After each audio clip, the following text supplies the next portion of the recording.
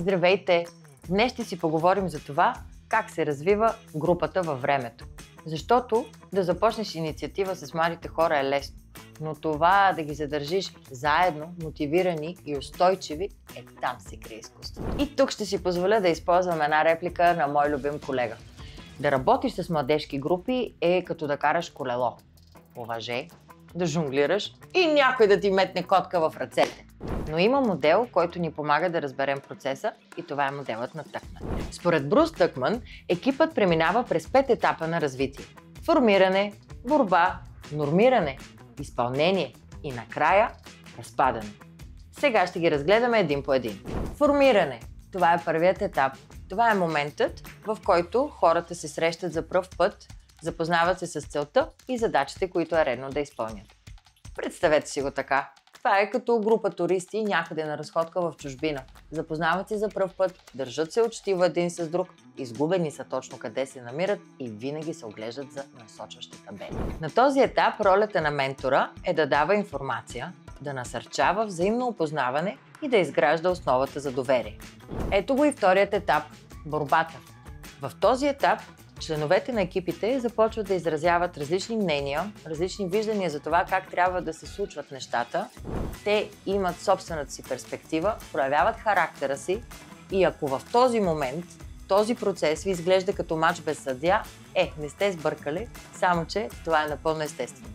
В етапа на борба е важно менторът да насърчава конструктивен диалог, ясно разпределение на ролите и ефективна комуникация. Ето го и следващият етап на развитие – нормирането. В този етап участниците започват да се уважават малко повече, започват да се слушат малко повече и започват да се съобразяват малко повече един с друг.